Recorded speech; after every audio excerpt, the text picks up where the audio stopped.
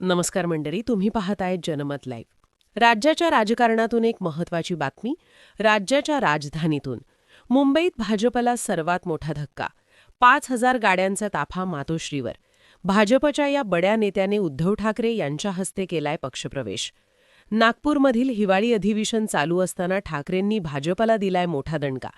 नेमकं काय झालेलं आहे हे सविस्तर पाहण्याआधी चॅनलवर तुम्ही नवीन असाल तर चॅनल सबस्क्राईब करून बेल आयकॉन प्रेस करा, म्हणजे तुम्हाला नवनवीन राजकीय घडामोडी पाहायला मिळतील. तर आपण सुरुवात करणार आहोत की नेमकं काय झालेलं आहे, भाजपच्या कोणत्या नेत्याने पक्षप्रवेश केलेला आहे, मुंबई महानगरपालिका निवडणुकीआधी मुंबईत ठाकरेंनी भाजपला कसा दणका दिलेला आहे ते आपण पाहणार आहोत. मातोश्रीच्या अंगणात काल एक वेगळंच दृश्य होतं. सकाळपासून संध्याकाळपर्यंत संपूर्ण बांद्रा, खेरवाडी, कलानगर परिसर भगव्या झेंड्यांनी आणि जयघोषांनी दुमदुमून गेला होता. त्याचं कारण एकच होतं, भाजपचे बडे नेते हे 5,000 गाड्यांच्या ताफ्यासहित हजारो कार्यकर्ते घेऊन मातोश्रीवर पक्षप्रवेशासाठी येणार होते. हा प्रवेश फक्त पक्षांतर नव्हता, तर एक राजकीय लाट होती, जिथे भाजपच्या संघटनेतून असंख्य तरुणांनी नाराज होऊन पुन्हा बाळासाहेबांच्या विचारांकडे, उद्धव ठाकरे यांच्या नेतृत्वाकडे धाव घेतली. मातोश्रीकडे काल सकाळपासूनच गाड्यांच्या रांगा लागल्या होत्या. मुंबईच्या सर्व भागातून, नवी मुंबई, ठाणे, पनवेल, दहिसर, कांदिवली, सांताक्रूज, चेंबूर, मानखुर्द या भागातून मोठ्या प्रमाणावर कार्यकर्ते आले होते. भगवा शर्ट, ठाकरे सेनेचे झेंडे आणि जय महाराष्ट्रचा नारा देत घोषणांनी वातावरण भारावलं होतं.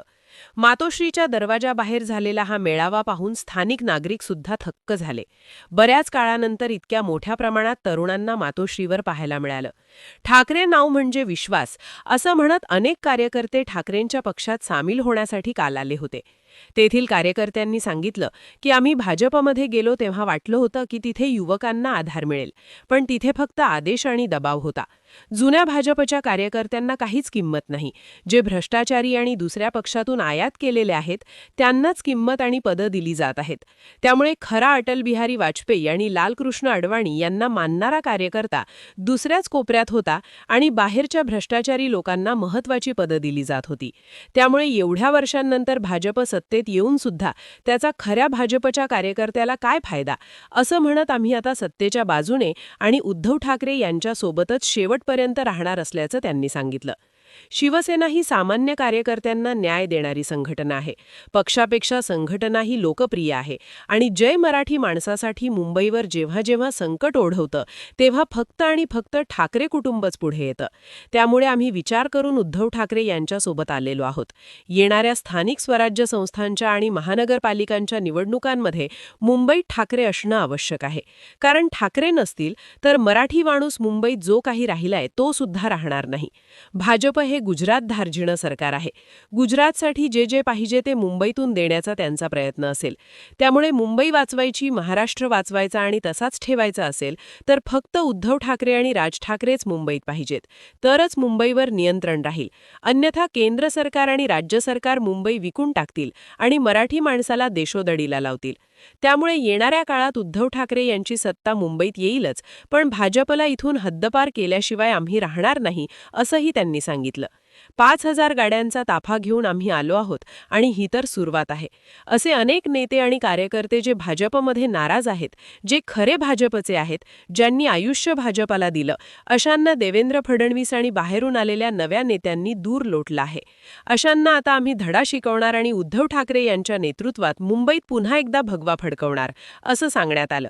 आज झालेल्या पक्षप्रवेशात भाजप युवा मोर्चाचे राज्याचे सदस्य असलेले सुशील सावंत यांनी हा पक्षप्रवेश सोहळा आयोजित केला होता. आधी आदित्य ठाकरे यांच्या हस्ते शिवबंधन बांधून उद्धव ठाकरे यांच्या उपस्थितीत त्यांनी पक्षप्रवेश केला.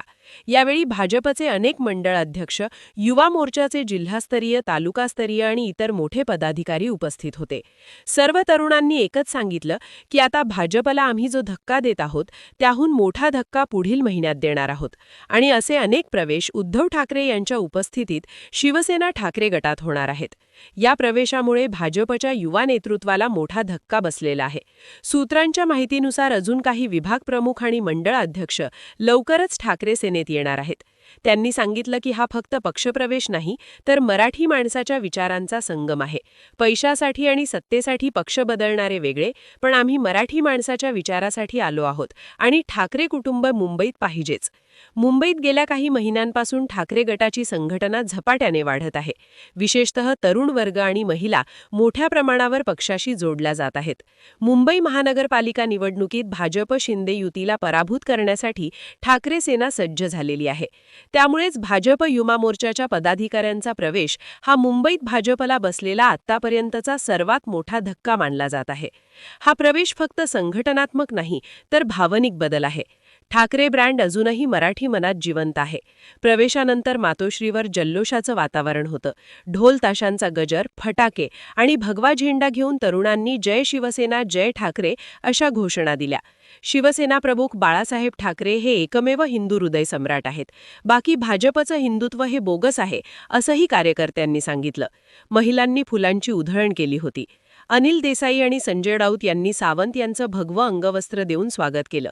संजय राऊत आणि अनिल देसाई यांनी सांगितलं की अशा तरुण नेतृत्वाचं ठाकरेंसोबत येणं ही मोठी गोष्ट असून मुंबईच्या पश्चिम विभागात त्यांना शिवसेना युवा संघटनेत जबाबदारी दिली जाईल. यामुळे ठाकरे सेनेच्या संघटनात्मक वाढीला गती मिळेल. एकामागोमाग असे अनेक मोठे पक्षप्रवेश सोहळे उद्धव ठाकरे आणि आदित्य ठाकरे यांच्या उपस्थितीत होणार असून या प्रवेशामुळे ठाकरे सेनेत नवा उत्साह संचारला आहे.